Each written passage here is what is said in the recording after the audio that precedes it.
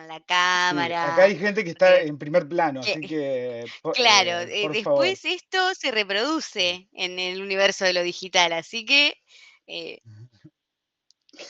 como que Bueno, están muy enganchados con esto.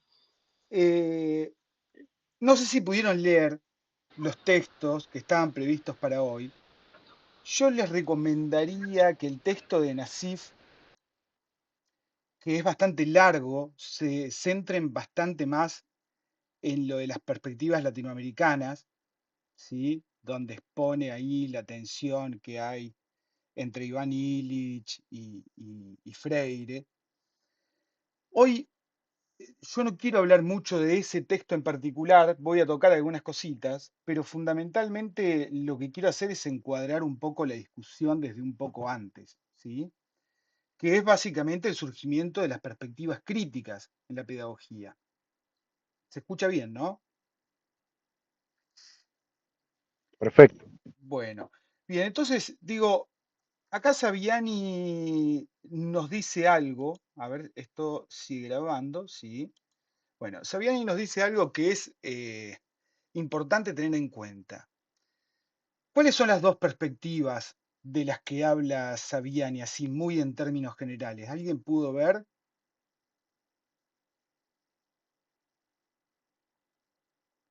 ¿Alguien se acuerda? Hace una diferenciación entre dos tipos de perspectivas, ¿sí? Bueno, no sé si leyeron, pero lo que sí estoy viendo que hay mucha gente que no tiene la cámara prendida, es decir, o hay muy poca gente que tiene la cámara prendida. Igual yo no tengo acceso a mirar todo esto, pero me llama la atención. Eh, Hay una diferenciación que hace Saviani que es, bueno, básicamente divide a, a las perspectivas en dos, ¿sí? Una es la perspectiva crítica y otra es la perspectiva no crítica, ¿sí? No hay mucho misterio. Después, digamos, esto hay otros autores que hacen algunas eh, miradas un poco más amplias sobre estas perspectivas. Por ejemplo, lo vamos a ver claramente en el texto de, de Julia Silver, ¿sí? Julia Silver hace un repaso por, primero, todas las perspectivas. Hay un texto de Julia Silver que es trazos de, bueno, no sé si Pi se acuerda bien el nombre, trazos y recorridos, digo, pero es un texto que está Sí, ahí en la... recorridos y trazos y muy tímidamente, sin Recorridos ingresar, recientes y claro, y trazos actuales, muy tímidamente, sin ingresar a lo específico de cada tendencia. El viernes laburamos sobre ese cuadro, Ah, sobre el bueno, bueno, esquema bueno, de bueno, lo bueno, bueno. crítico, lo no crítico, la modernidad, la posmodernidad. Sin igual Bien, esto, por si vos lo querés retomar desde ahí, sin hacer hincapié en las especificidades, digamos.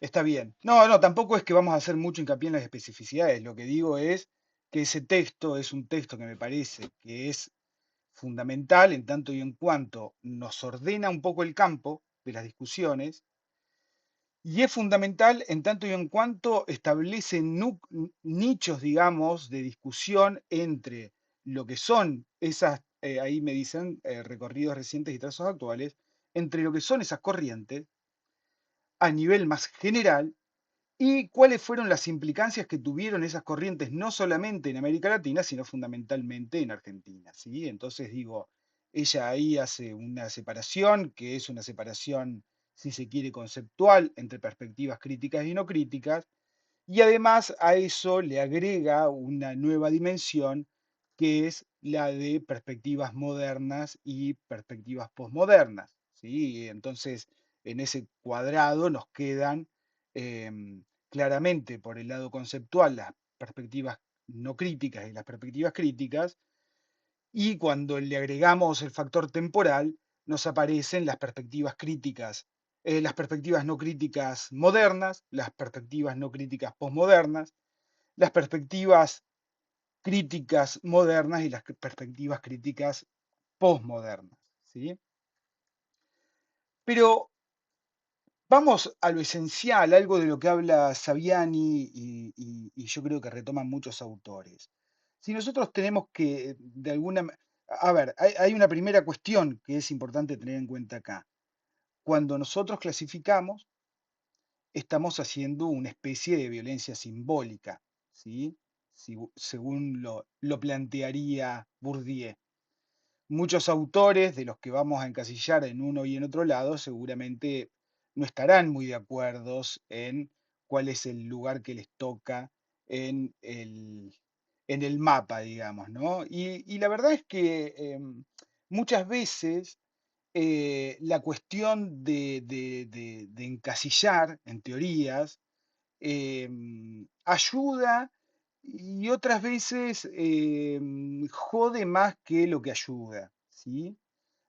Hay algunos grises, hay autores que claramente no pueden ser identificados como autores posmodernos. eh, para todo eso, además, hay una gran variedad de graduaciones, entonces uno podría decir que dentro de los posmodernos podríamos pensar en perspectivas poscríticas, en perspectivas posmarxistas, en perspectivas postestructuralistas, digamos, y cada una de esas lógicas va constituyendo, bueno, distintas maneras que parecen superfluas, pero que en realidad están discutiendo cosas muy importantes.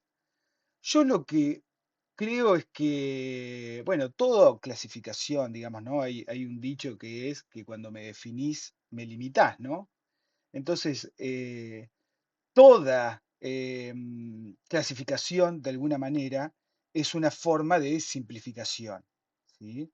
Entonces, digo, lo que estamos tratando es de simplificar las perspectivas para que de alguna u otra manera se puedan entender. Y en eso perdemos, ¿qué perdemos cuando hacemos eso? Perdemos densidad teórica, ¿sí? Densidad analítica. Lo ideal es que esto le sirva como una herramienta para ordenar, pero no como una herramienta para limitar, ¿sí? Después sus propias lecturas. Dentro de lo que es la perspectiva de Saviani, digamos, ¿qué define a una perspectiva no crítica, ¿no? Que nosotros le ponemos el nombre de educación tradicional, una educación que fuimos viendo, fuimos trabajando, pero fundamentalmente el hecho de que la, la educación, ¿sí? Es, eh, digamos, si hay algo que define al pensamiento tradicional, al pensamiento fundante de la pedagogía, es que las perspectivas no críticas, es que la educación es un elemento de igualación social, ¿sí? Hay algo que no puede ser discutido y es que la escuela tiene un rol fundamental en tanto y en cuanto, ¿sí? Es el requisito previo para la incorporación del sujeto social. Si no hay educación, si no hay un sistema educativo, si no hay una educación formal, digo, no podemos hablar de lo que es la premisa moderna, que es la constitución del ciudadano, ¿sí? El ciudadano se constituye a partir de la escuela. Y la escuela aparece como una gran promesa dentro de la modernidad, como este elemento de igualación social. ¿Qué iguala? ¿Qué iguala la escuela? ¿O qué debiera igualar la escuela? ¿Qué les parece que debiera igualar la escuela? Las oportunidades. Igualación de oportunidades. Digamos que en un momento la escuela es pensada como un cimentador, si se quiere, del tejido social de un país, ¿sí? Es decir, que a través de la educación podemos pensar efectivamente en esta noción de oportunidades en una perspectiva de, bueno, de movilidad social, ¿sí? La escuela es pensada como el lugar en el que si hay oportunidades de movilidad social ascendente, ¿sí? Eso es a través de este sistema educativo. Todo esto, si lo pensamos en planos temporales, ahí nos preguntan si el texto de Sabiani está subido, yo creo que sí, o no. Profe, ¿no debería primero igualar lo que es conocimiento y saber para con eso lograr esa igualdad de oportunidades? Sí, a ver, yo antes de ir a eso, porque si me voy a meter en la discusión de qué es el saber, me voy a meter en la discusión del poder y me voy a meter en una discusión de la perspectiva crítica. ¿Se entiende, Claudio, esto? Sí, profe. Por eso todavía estoy volando bajo. Acá nos dicen que el texto de Saviani no está. Bueno, no importa, lo vamos a subir. Es un texto que se consigue fácilmente para esta eh, comunidad tan joven que tenemos. Perdón, está en la clase 2 el texto ese, ¿eh? ¿Está en la clase 2? Bueno, yo no me fijé acá, pero Sí, yo yo lo bajé ahí. tenía la idea de que el texto estaba. Eh, Ahora, la lógica esta que plantea Claudio, ¿no? Esta pregunta de qué es el saber, qué es el conocer, nos lleva a pensar en algún prerequisito para pensar que la escuela es un lugar de armonización social dentro de la sociedad, que es fundamentalmente el hecho de que la visión de la educación formal, ¿sí? De la educación tradicional, está pensada como un elemento de armonía social, digamos, ¿no? Un elemento donde lo que no hay todavía es una complejización acerca de quiénes son los que transitan la educación, ¿sí? Y cuáles son los puntos de desigualdad de las partidas de estos sujetos. Cuando yo digo que el elemento temporal es interesante, me parece que tenemos que tener en cuenta que mucho de esto está en discusión hoy y lo que pensábamos que era indiscutible acerca de esto, que es toda la perspectiva sarmientina e incluso alberdiana, es decir, nuestra tradición liberal eh, que constituyó, si se quiere, el Estado-Nación en Argentina, eh, bueno, digo, planteó muchas cuestiones y esas cuestiones hoy están en discusión, pero no hacia una lógica de mayor complejización de estas miradas, sino fundamentalmente a una lógica pre-alberdiana, ¿sí? Y yo diría una lógica premoderna, si se quiere, ¿no? Un poco bárbara sobre cuál es el lugar que tiene que tener la educación. Bárbara en el sentido, a ver cómo diría, en el sentido eh, arcaica, digamos, ¿no? Una discusión arcaica. Este es un poco el camino que estamos transitando actualmente. Digo, por eso muchas cosas de las que plantean Sarmiento y Alberdi en algún momento se pusieron en cuestión y en este otro momento parecen de ultra avanzadas, ¿sí? Ahí Elsa está levantando la mano. Elsa,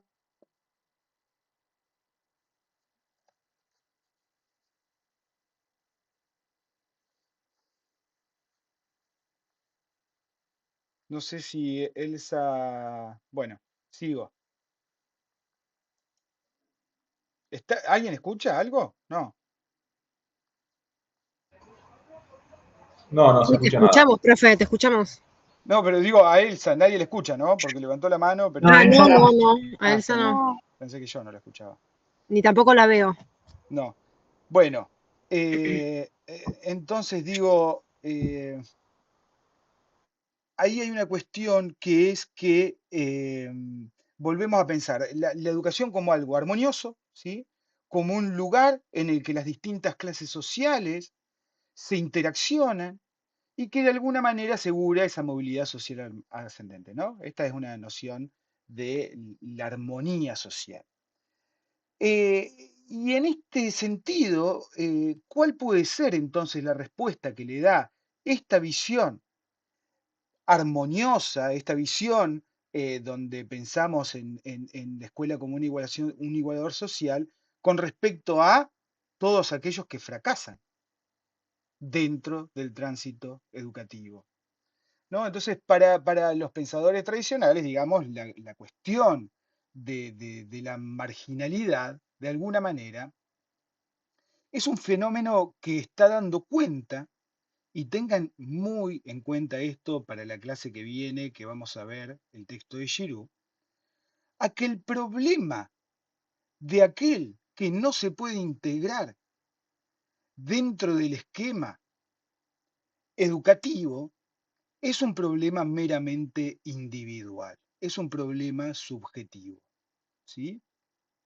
Entonces, ahí nace toda la noción y la necesidad, digamos, de la integración de aquel que no se puede integrar institucionalmente y que necesita, de alguna manera, eh, algún cuidado especial a través de algún gabinete psicopedagógico, ¿no? Pensémoslo hoy, para resolver su problema individual de marginalidad, ¿no?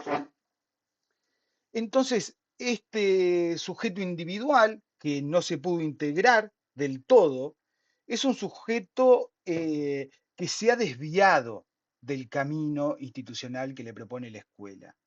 Y como se ha desviado de ese camino institucional, esa desviación puede ser corregida, ¿sí? Hasta ahí llegamos con estas perspectivas tradicionales. Entonces, volvemos a repasar, la función de la escuela es una función básicamente homogeneizadora, ¿sí? Que homogeniza el cuerpo social, le da un sentido al cuerpo social, lo homogeniza tanto en términos de conocimientos, lo homogeniza en términos de clase social, es decir, uno va a la escuela a ser básicamente de una clase, digamos, de salir de la clase en la que se inserta, promueve la cohesión social, obviamente el proyecto sarmientino, el proyecto alberdiano tiene que ver con la lógica fundamentalmente, y esto ya lo hemos visto en muchas otras materias, de construir la idea de un país, ¿sí? En una sociedad altamente heterogénea. Es decir, que garantiza la integración de todos los individuos al cuerpo social, ¿sí? Les da una idea de nacionalidad. Sí, Martín. Perdón, ¿se escucha? Sí. Sí. No, no lo quería interrumpir, profe, disculpe. El tema es el siguiente. Estamos dentro de la idea de... Yo no leí el texto, tampoco lo encontré como algunos compañeros, así que bueno, después lo voy a tener que leer para ponerme al día. Pero estamos hablando de la perspectiva no crítica. Estamos hablando de la perspectiva no crítica. Correcto. Sí. Porque la pregunta ahí sería homogeneizar a quiénes para qué, ¿no? Sí. Porque, digamos, lo que se está planteando desde este lugar, como usted lo está explicando, es bastante claro, pero da la idea de, digamos, una universalidad que en su momento no fue tal, ¿no? Y que a veces todavía no lo es. No sé si se comprende lo que quiero decir. Sí. Todo este entrenamiento que la escuela hace de cierto componente de aquella población para construir el Estado-Nación, justamente para homogeneizar, pero digamos una clase trabajadora, una clase que responde al poder hegemónico. Digo, imagino que eso vendrá desde una perspectiva crítica, ¿no? No sé si me estoy adelantando, si estoy errado. Sí, como Claudio, digamos, nosotros tenemos como muy incorporado, digamos, algunas dimensiones, pero yo cuando cuando quiero hablar de la perspectiva no crítica, lo pienso también porque, digamos, a ver, hay una cuestión que es, y esto lo charlábamos la clase pasada, que es el problema de pensar las perspectivas teóricas a partir de no juzgarlas en los momentos históricos, sino juzgarlas mucho tiempo después y con toda un recorrido de perspectivas posteriores que fueron complejizando y mirando otros ángulos. También es cierto que hay un elemento político, ¿sí? Y como hablábamos la clase pasada, también hay un sujeto social esperado, y ese sujeto social esperado, que es el sujeto pedagógico moderno, ¿sí? Eh, no responde a la naturaleza de las cosas, sino a una perspectiva sociohistórica y política, ¿sí? Entonces digo, ahora el problema es nuestra heterogeneidad social, la inmigración, qué tipo de inmigración, el sujeto real, es decir, el indio y el gaucho, y cómo hacer para sobre toda esa heterogeneidad fundar un Estado-nación, ¿sí? Este problema no es un problema argentino, es un problema que viene a resolver el mundo educacional. Y no por casualidad, digamos, eh, todo esto, sí, está bien, nace en Comenio, pero fundamentalmente el que le da la sistematicidad es Herbart, ¿no? John Herbart es, bueno, el que está constituyendo el Estado prusiano, ¿sí? Que es un Estado también que va a ser finalmente Alemania, que es también un Estado muy heterogéneo, digamos, ¿no? Obviamente que acá hay necesidades productivas. Es una de las preguntas que se está haciendo Sarmiento, si la Argentina puede entrar al mundo productivo con el sujeto social que tiene, ¿sí? Entonces, ¿qué homogeniza? Primero, homogeniza valores. Segundo, homogeniza conocimientos. ¿Qué tipo de conocimientos? Bueno, eso es una gran discusión. ¿Son conocimientos técnicos? ¿Son conocimientos humanos? Dentro de las propias perspectivas no críticas, van a convivir o van a discutir algunas nociones que piensan que la escuela tiene que formar al sujeto para ser un sujeto libre y soberano, que la soberanía es una precondición para el ejercicio de la democracia.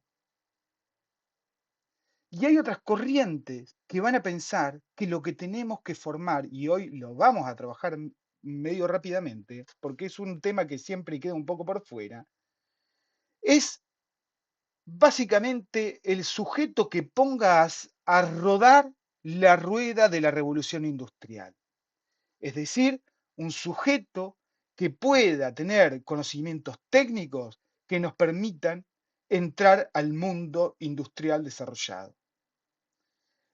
Estas dos perspectivas conviven en Sarmiento, ¿sí?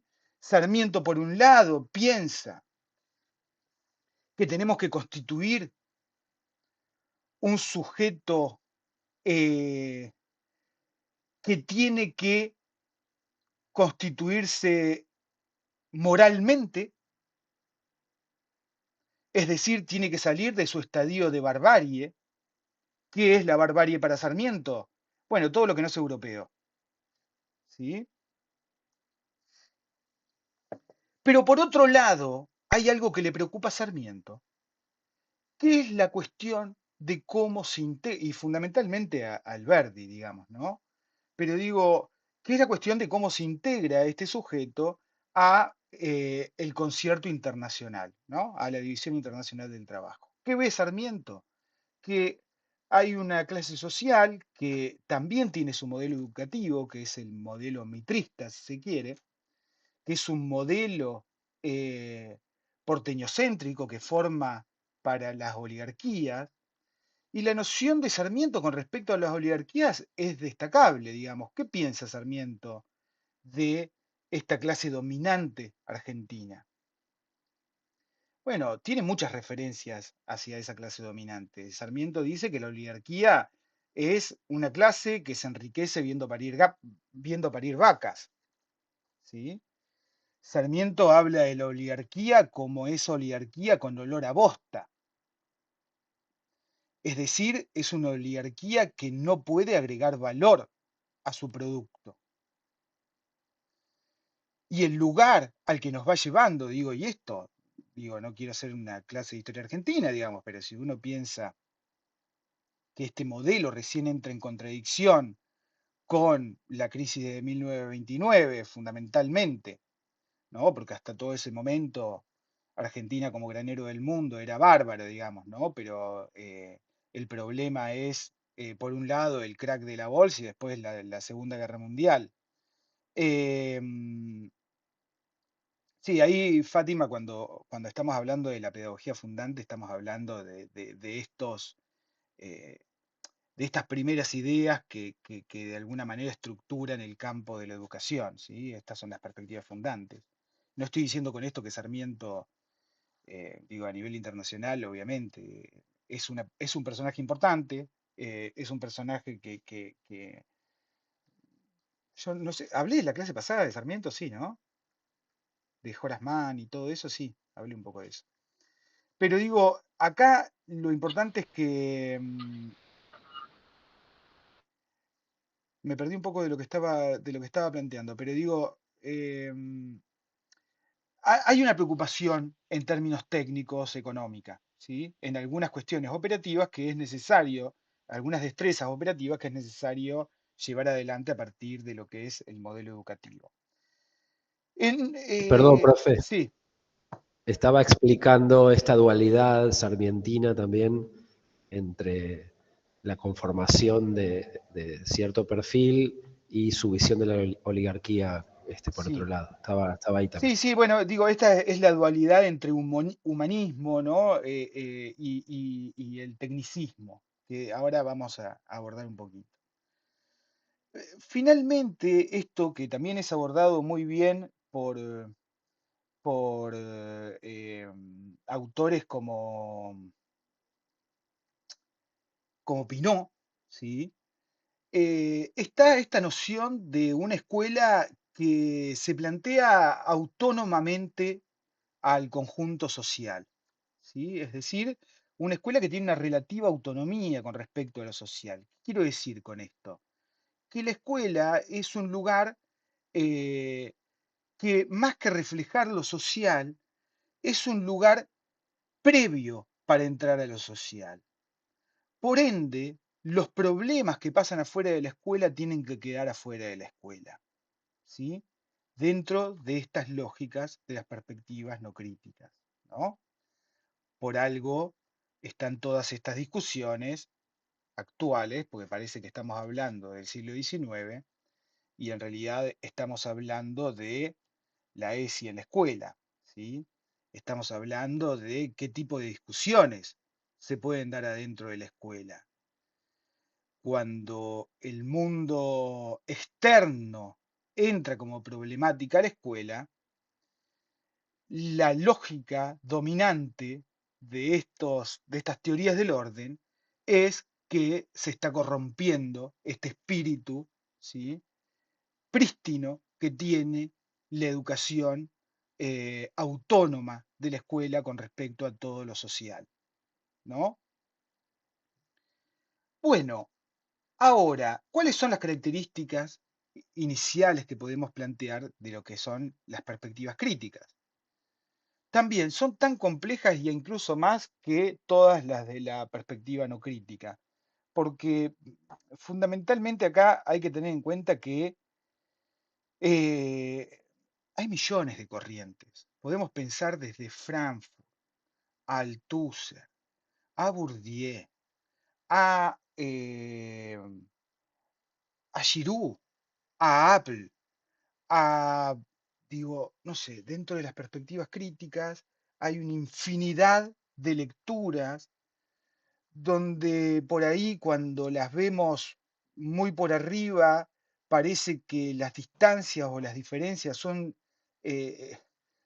superficiales, cuando en realidad tienen, a medida que nos vamos acercando, ¿sí?, algunos problemas sustanciales, diría, ¿no? Y esto lo vamos a ver un poco con el texto de Giroux, que ya les digo que lo vayan leyendo porque es muy importante para tener en cuenta, ¿sí?, entre lo que es la noción crítico-reproductivista y la noción de la, bueno, de las teorías de la resistencia, ¿sí?, que es otro campo y que viene a partir de, digamos, en un principio de las ideas de Gramsci, después de las ideas de los estudios culturales de Birmingham y finalmente de los estudios culturales latinoamericanos. Algo de eso vamos a trabajar un poco la clase que viene. Pero fundamentalmente, ¿en qué cambia la perspectiva crítica? La perspectiva crítica va a plantear que la escuela, que la educación, no es un lugar de homogenización social, sino todo lo contrario. La escuela es el lugar de discriminación social por excelencia.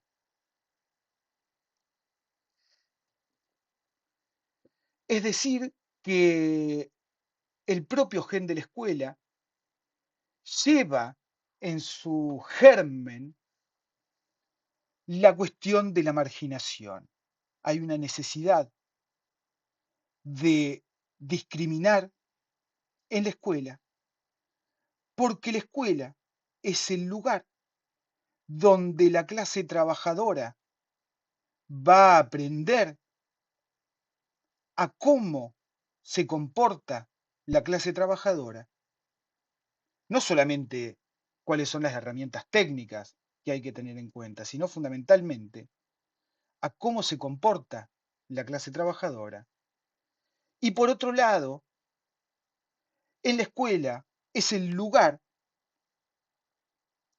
donde las clases dirigentes mandan a sus hijos a aprender a dirigir.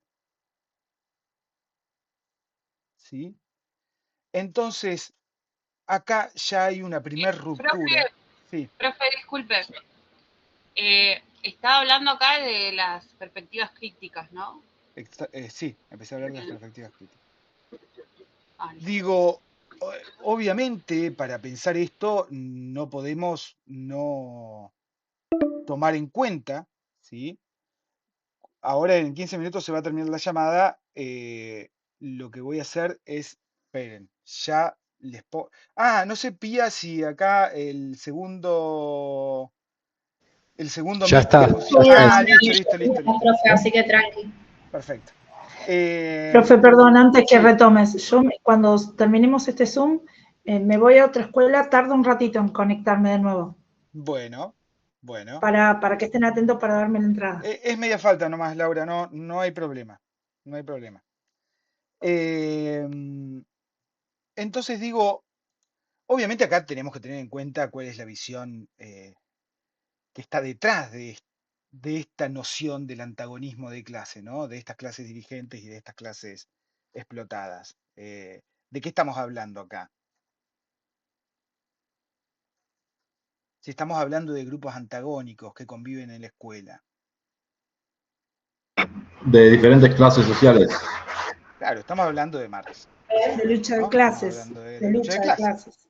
La escuela, en este sentido, es la expresión de un campo de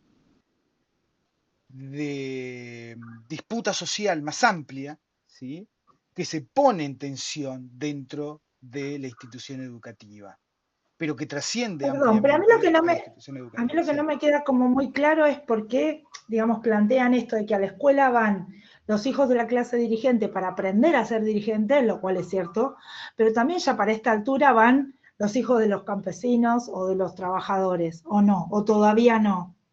Digamos, a principios del siglo XX ya están yendo, ¿o no? Sí.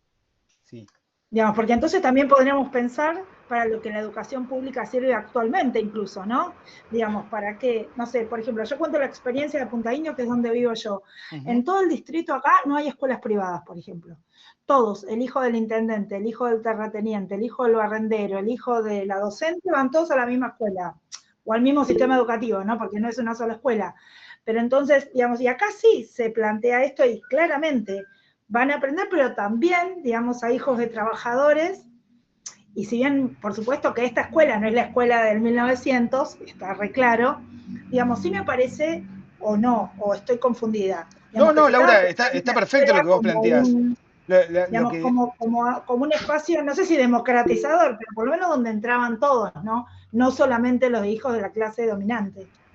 Bueno. Creo que hay un punto que por ahí cabe pensar, que es el surgimiento de la sociedad de masa, ¿no? Como a partir de la revolución industrial y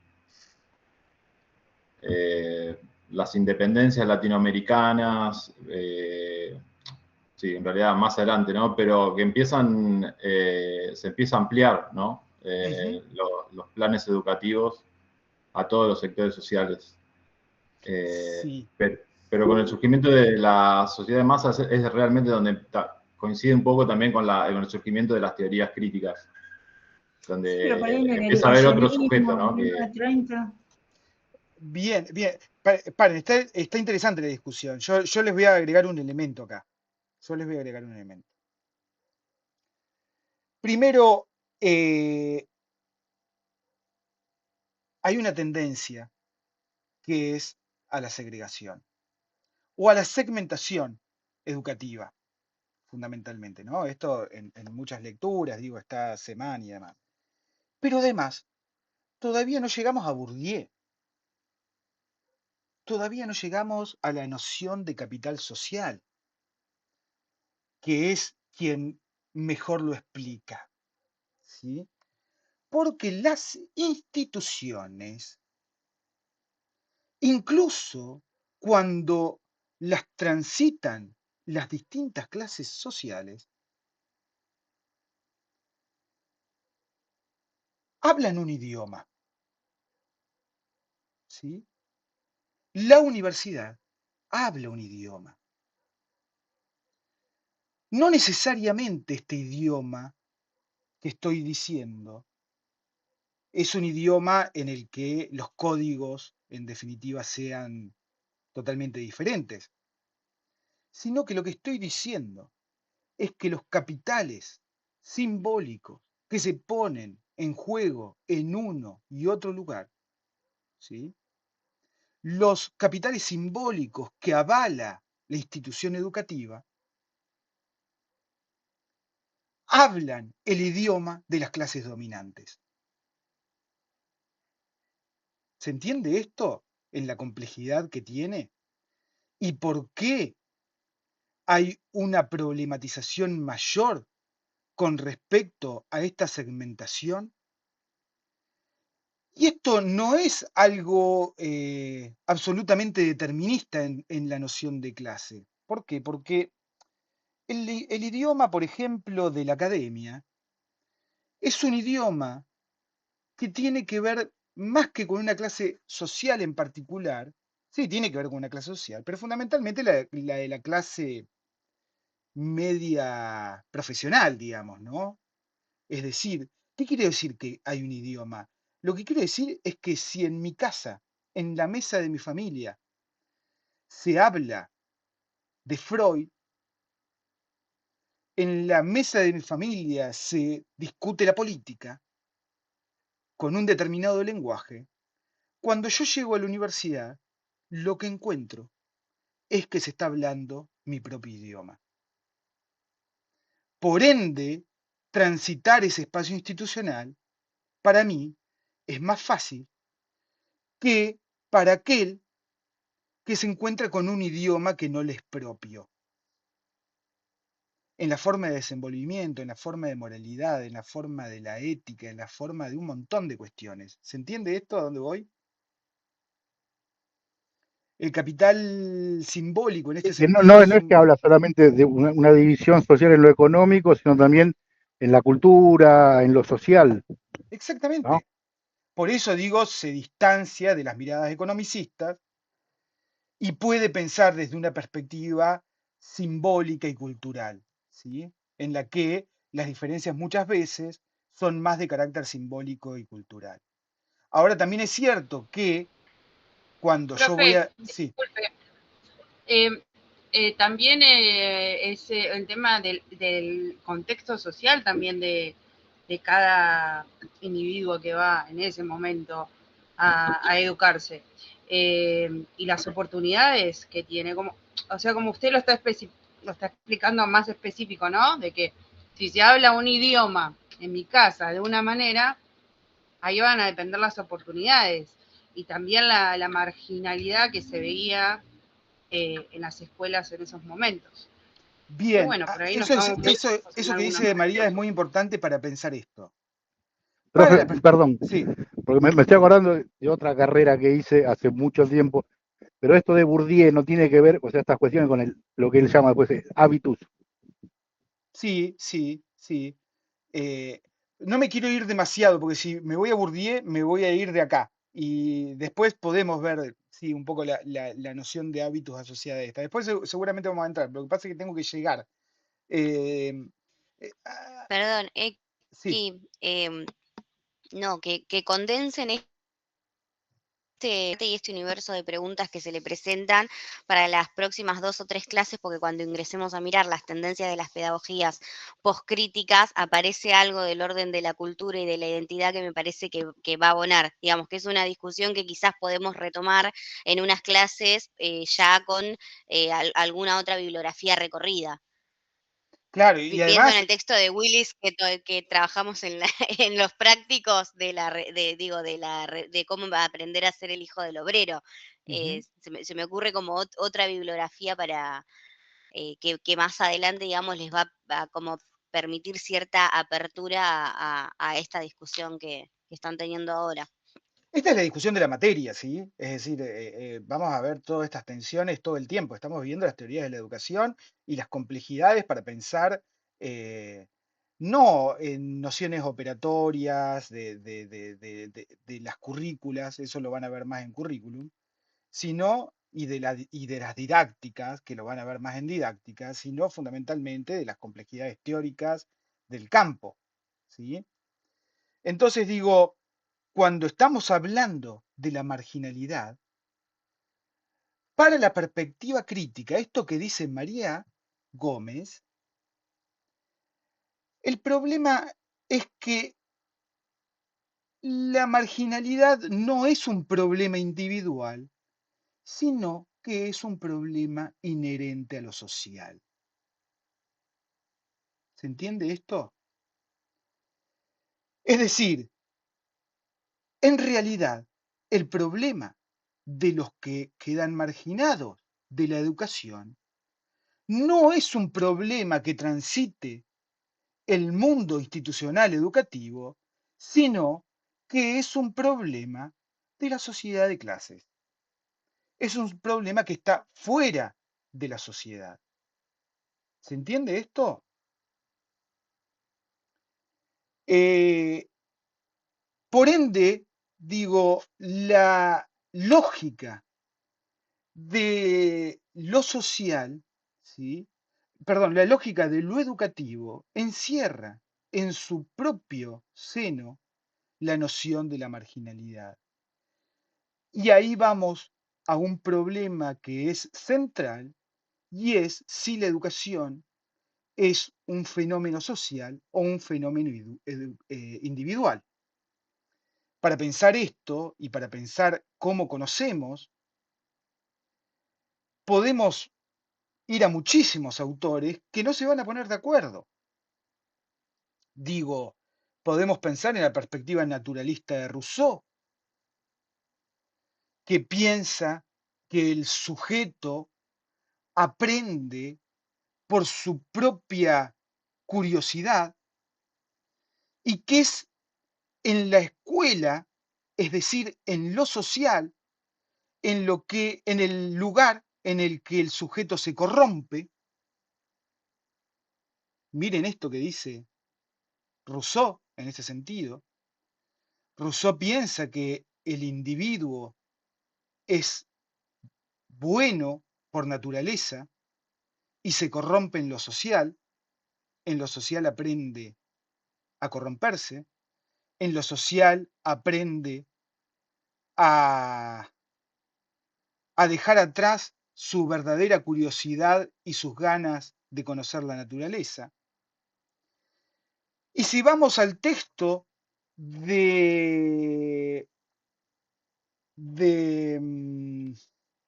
ay, Dios, se me fue el texto. No, yo tengo un problema de memoria importante, ¿eh? El texto que teníamos para hoy de perspectiva Nasif. crítica de Nassif. Si vamos al texto de Nassif, ahí vemos esa tensión con lo que son las perspectivas desescolaristas, ¿sí? Habla la perspectiva esta de Ivan Illich, ¿no? Que piensa a la escuela como el lugar donde se reproducen las ideas de la clase dominante y que por ende es el lugar que básicamente tiene que desaparecer para que haya una posibilidad de transformación social. Ahí adoctrinan. Es el lugar de adoctrinamiento social y por ende tiene que desaparecer, ¿no? Y cómo se da esa tensión en el pensamiento freiriano, ¿no? De pensar a la educación como un lugar problematizador en el que lo fundamental es tratar de pensar cómo se establece un lugar en el que el universo vocabular del otro aparezca, ¿no? Cuando estamos hablando de estos dos idiomas, y que podamos efectivamente pensar en una educación en la que la construcción del saber sea una construcción dialógica, ¿no? Que en definitiva tiene que ver que ese saber se haga con un otro, ¿no? Aparece la noción de otredad. Después lo vamos a trabajar un poco más. Pero digo, acá dije al pasar algo importantísimo para lo que es la perspectiva crítica, que es la noción de la escuela como un lugar en el que se reproduce la ideología dominante. Y nos metemos con el concepto de ideología. X, Sí. segundos te quedan, así que si Bueno, querés, ¿por ahora se va entendiendo hasta acá? ¿Les molesta si Sí, profe, hacemos sí. un corte de 5 segundos que caliento el mate, me fumo un pucho y vuelvo al otro link y hacemos todo lo mismo? Ok.